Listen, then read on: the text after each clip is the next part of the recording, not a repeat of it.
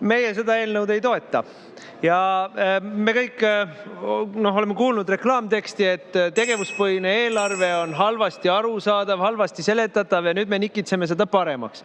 No võib-olla mõni väike detail läheb paremaks ka, aga kogu menetluse käigus on keskendutud täiesti triviaalsetele küsimustele ja jäetud tähele panemata paar kõige olulisemat teemat, mis on meie tänase eelarveseaduse või eelarve menetlusprotsessi kaks fundamentaalset probleemi.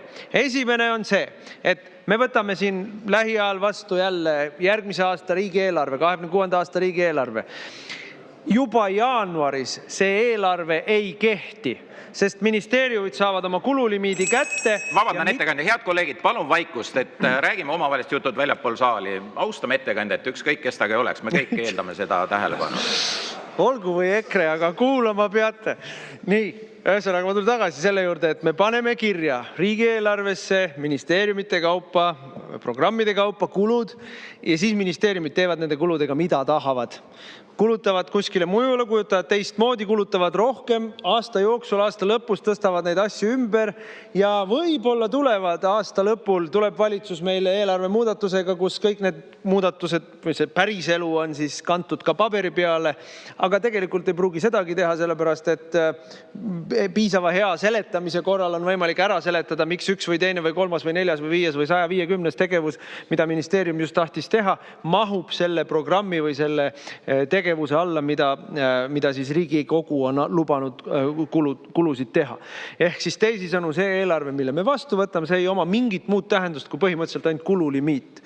Ja see ei muutu sellega praegu, mida me siin eelarveseadust muudame. See lihtsalt ei muutu. Me saame väga täpselt tagantjärgi teada, kuhu raha läks, aga ette ei ole meil seadusandjatena võimalik öelda, et sinna tohite kulutada valitsus, sinna ei tohi kulutada. See ei muutu selle eelnõu vastuvõtmisega. Ja teine tohutu suur probleem on meil see, et juba mõnda aega on Euroopa Komisjon järjest rohkem ja järjest jõulisemalt võtnud üle riikide eelarveprotsessi.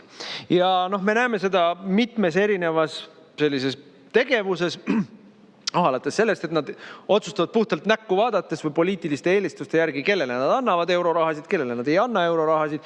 Aluslepingutes selleks mingisugust loomulikult õigust neile ei ole antud komisjonile, aga teevad nagu tahavad.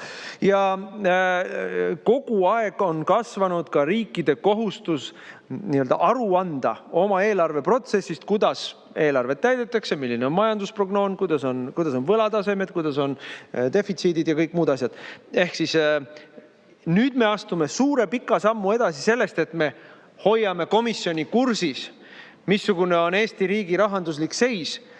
Ja nüüd me hakkame tegema komisjonile siis plaani, komisjonile me kinnitame plaani ja selle plaani järgi hakkame elama. Ja kui Jumal on Eestile armuline ja me saame lahti reformierakondlikust valitsusest lõpuks, siis tuleb asemele mõni normaalsem, ükskõik mis asemele tuleb, peab olema normaalsem.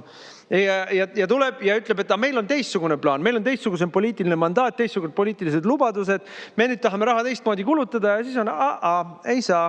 Eelmine valitsus ütles Brüsselile, et kuluplaan on selline, eelarve plaan on selline, 4 aastaks on see lukus. Ja kui te tahate seda muuta, siis hakkame komisjoniga läbi rääkima. Asume läbi rääkimistesse, kas me võime, kas me saame, kui palju saame. Natuke seda saab, aga teist asja enam ei saa.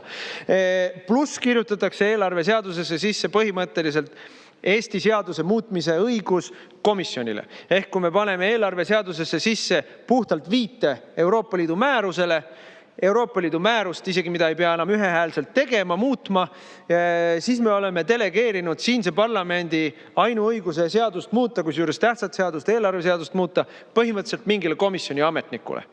Ja see ongi siis nüüd Eesti riigi eelarvesuveräänsus, maksusuveräänsus, finantssuveräänsus. No ei. Sellega ei saa nõus olla, sellele seadusele tuleb vastu olla.